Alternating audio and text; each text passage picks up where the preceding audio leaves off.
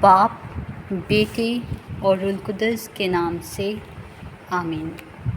ہمارے لیے آج کی انجیل مقدس بمطابق مقدس لوکا 10 باب پہلی 12 آیات۔ اس کے بعد خداوند نے 72 اور مقرر کیے اور انہیں 2 کر کے ہر شہر اور گاؤں کو اپنے آگے بھیجا جہاں وہ خود جانے کو تھا، اور وہ ان سے کہتا تھا کہ فصل تو بہت ہے پر مزدور تھوڑے ہیں، اس لیے فصل کے مالک کی منت کرو کہ وہ اپنی فصل کاٹنے کے لیے مزدور بھیج دے۔ جاؤ، دیکھو میں تمہیں جیسے بروں کو بھیڑیوں کے درمیان بھیجتا ہوں۔ نہ بٹوا لے جاؤ، نہ تھیلی، نہ جوتی، اور راہ میں کسی کو سلام نہ کرو، اور جس کسی گھر میں داخل ہو پہلے کہو کہ اس گھر کو سلام۔ اگر سلام کا فرزند وہاں ہو تو وہ تمہارا سلام اس پر ٹھہرے گا، ورنہ تم پر لوٹ آئے گا، اور اسی گھر میں رہو اور جو کچھ ان کے پاس ہو کھاؤ اور پیو، کیونکہ مزدور اپنی مزدوری کا حقدار ہے۔ گھر گھر نہ پھرو، اور جس کسی شہر میں داخل ہو اور جہاں تمہیں قبول کیا جائے تو جو کچھ تمہارے سامنے رکھا جائے کھاؤ، اور وہاں کے بیماروں کو شفا دو، اور ان سے کہو کہ خدا کی بادشاہی تمہارے نزدیک آ پہنچی ہے۔ لیکن جس کسی شہر میں تم داخل ہو جہاں تمہیں قبول نہ کیا جائے، وہاں کے چوکوں پر جا کر کہو کہ ہم اس گرد کو جو تمہارے شہر سے ہمارے پاؤں پر پڑی ہے تم پر جھاڑ دیتے ہیں، مگر یہ جانو کہ خدا کی بادشاہی نزدیک آ پہنچی ہے۔ میں تم سے کہتا ہوں کہ سدوم کا حال اس شہر کی نسبت زیادہ قابل برداشت ہوگا۔ پاک کلام کا پڑھا اور سنا جانا ہم سب کے لیے باعث برکت ہو۔ عزیز مومنین، آج کی انجیل مقدس میں یسوع 72 شاگردوں کو 2 کر کے ان شہروں اور مقامات پر بھیجتے ہیں جہاں وہ خود جانے والے تھے۔ یہ آیات ہمیں بتاتی ہیں خدا کی بادشاہی کا کام وسیع ہے اور ہمیں اس میں حصہ لینا چاہیے۔ یسوع انہیں بتاتے ہیں کہ فصل تو بہت ہے لیکن مزدور کم ہیں۔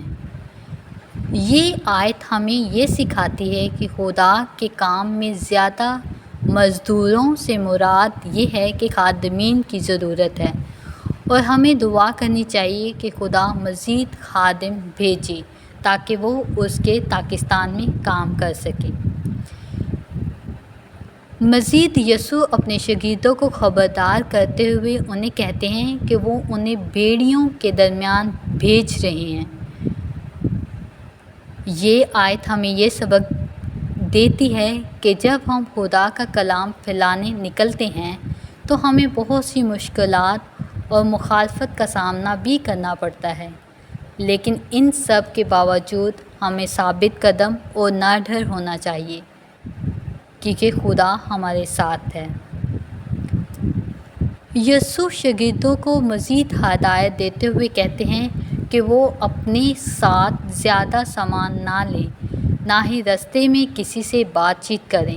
اس کا مطلب یہ ہے کہ خدا کے کام پر توجہ مرکوز رکھنی چاہیے اور دنیاوی چیزوں میں الجھنے کی بجائے خدا پر بھروسہ اور ایمان رکھنا چاہیے۔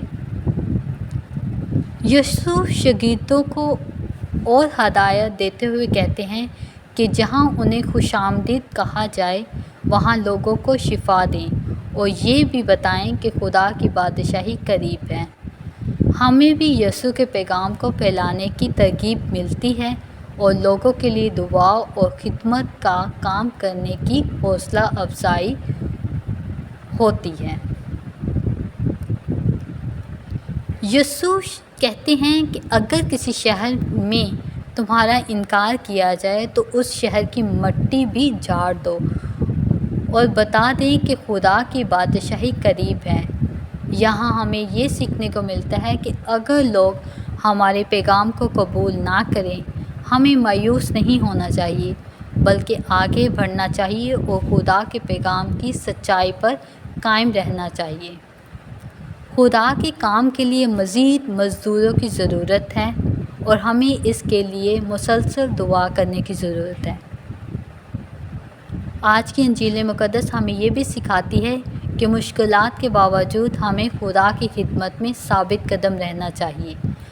عاجزی اور سادگی کو اپنانا اور دنیاوی سامان پر انحصار کرنے کی بجائے خدا پر بھروسہ کرنا بہت ضروری ہے۔ خدا کی بادشاہی کا پیغام پھیلانا ہمارا اولین فریضہ ہے، چاہے اس کے لیے کتنی بھی قربانی اور مشکلات کا سامنا کیوں نہ کرنا پڑے۔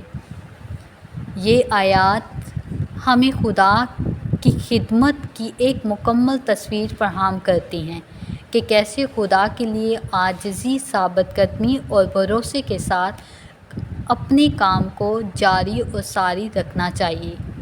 مسیح خداوند ہمیں آج کے کلام پر عمل کرنے کی توفیق عطا کرے۔ باپ، بیٹے اور روح القدس کے نام سے آمین۔